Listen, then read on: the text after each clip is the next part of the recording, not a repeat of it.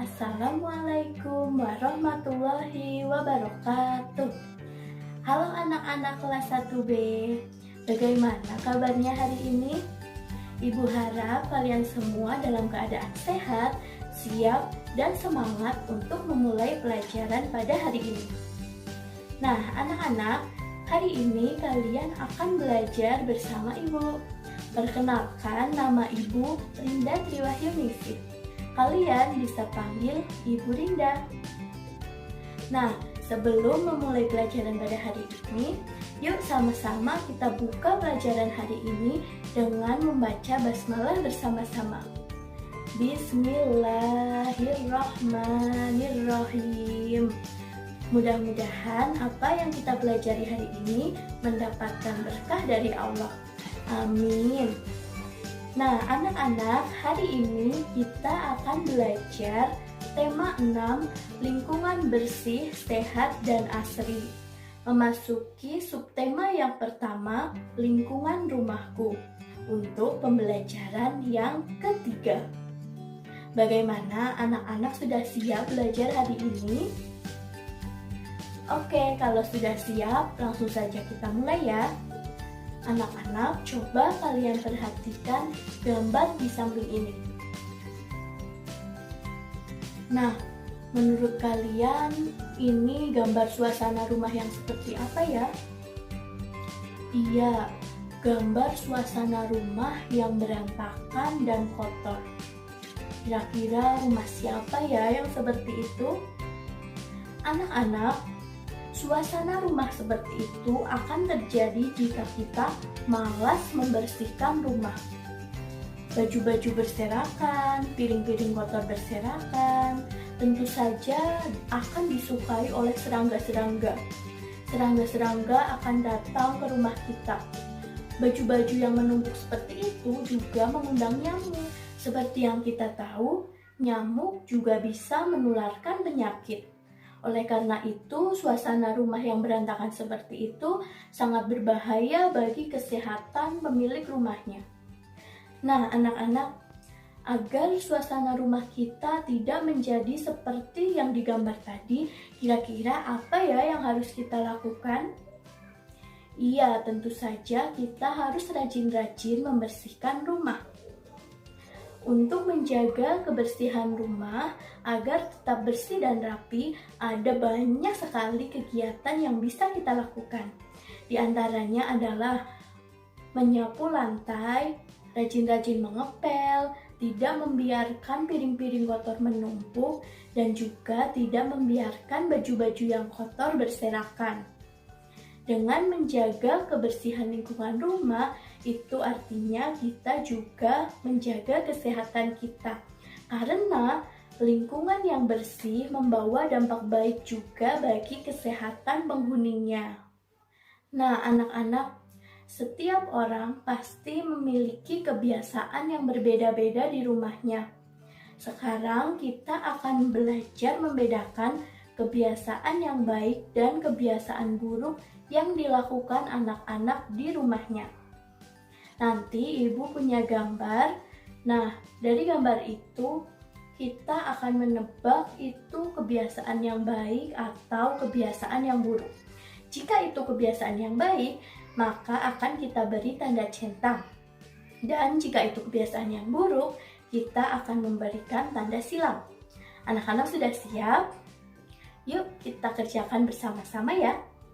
Nah, gambar yang pertama, gambar seorang anak sedang menyapu.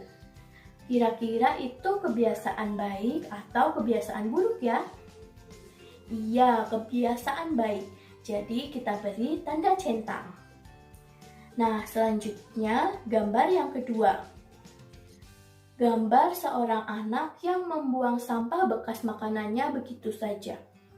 Kira-kira itu kebiasaan baik atau buruk ya?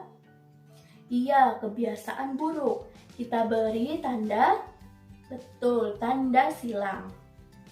Lalu yang ketiga, ada gambar anak-anak sedang mencoret-coret tembok. Menurut kalian itu kebiasaan baik atau buruk ya? Iya, kebiasaan buruk. Nah, selanjutnya gambar yang keempat, gambar cucian piring yang menumpuk.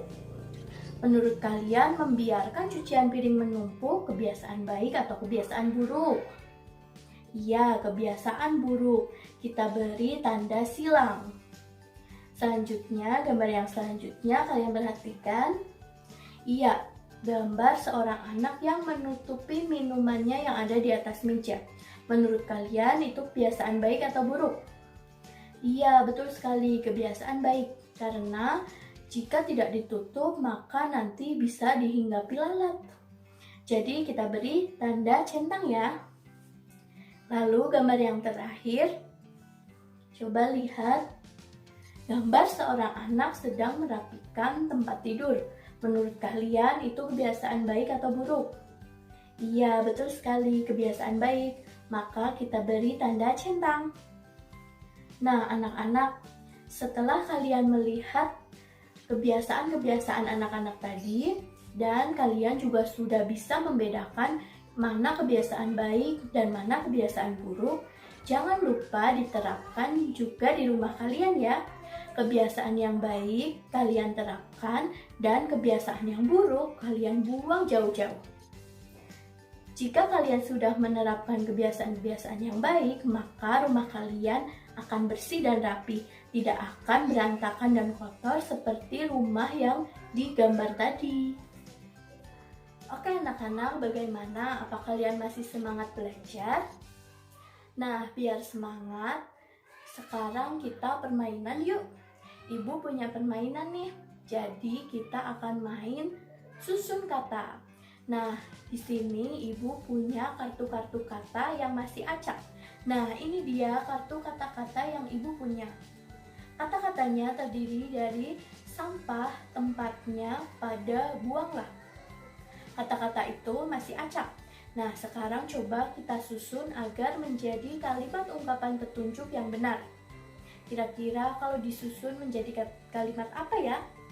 Setelah kata-kata acak ini disusun, ternyata akan menjadi buanglah sampah pada tempatnya. Nah, bagaimana anak-anak, permainannya seru kan? Nanti anak-anak coba untuk menyusun kartu kata-kata selanjutnya ya. Sekarang kita lanjut dulu ke materi yang selanjutnya ya. Nah, jadi ibu mau cerita nih. Ada seorang anak bernama Dayu. Dayu rajin membantu ibunya.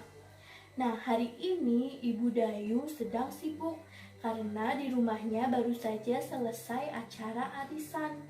Sekarang Dayu sedang membantu ibunya mencuci piring. Dayu membantu menyusun piring-piring itu di rak piring.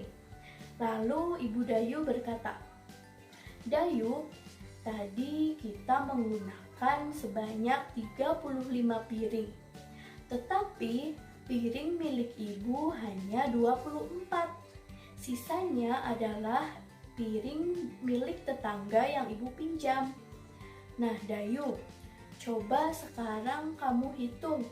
Ada berapa sih piring yang ibu pinjam dari tetangga?" Nah, anak-anak, yuk sekarang kita bantu Dayu untuk menghitung berapa piring yang ibunya pinjam dari tetangga. Jadi, semua total piring yang dipakai untuk arisan ada 35. 35 terdiri dari 30-an dan 5 satuan. Sedangkan piring yang milik ibu ada 24. 24 terdiri dari 20-an dan 4 satuan. Jadi kita coret 20-an dan 4 satuan. Lalu sekarang kita hitung sisanya. Ternyata sisanya masih ada 10-an dan 1 satuan. Berarti 10-an ditambah 1 satuan jadi 11. Berarti piring yang ibu pinjam dari tetangga adalah sebanyak 11 piring. Nah, bagaimana anak-anak? Mudah kan? Biar anak-anak lebih paham lagi, ibu kasih contoh satu lagi ya. Jadi misalnya ibu punya 28 gelas. Nah, ternyata 12 gelas yang ibu punya kotor. Sekarang ibu mau menghitung berapa sisa gelas bersih yang ibu punya. Sekarang kita hitung sama-sama ya. Gelas yang ibu punya berjumlah 28. 28 terdiri dari 20-an dan 8 satuan.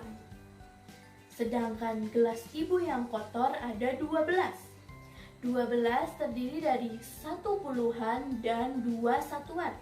Berarti kita coret 10-an dan 2 satuan. Sekarang kita hitung sisanya, ternyata masih ada 10-an dan 6 satuan. 10-an ditambah 6 satuan berarti menjadi 16. Nah, berarti jumlah gelas bersih yang ibu punya ada 16. Nah, begitu anak-anak. Gimana? Mudah kan? Biar anak-anak lebih paham lagi, nanti anak-anak coba kerjakan soal-soal latihan yang ibu berikan ya. Oke anak-anak, ternyata materi pelajaran yang harus kita pelajari hari ini sudah selesai kita pelajari semua. Tidak terasa ya? Nah, sekarang saatnya kita mengakhiri pembelajaran pada hari ini. Anak-anak, ibu ucapkan terima kasih karena sudah mengikuti pelajaran hari ini dari awal sampai akhir dengan baik. Ibu berpesan, walaupun kalian belajar dari rumah, jangan lupa tetap patuhi protokol kesehatan.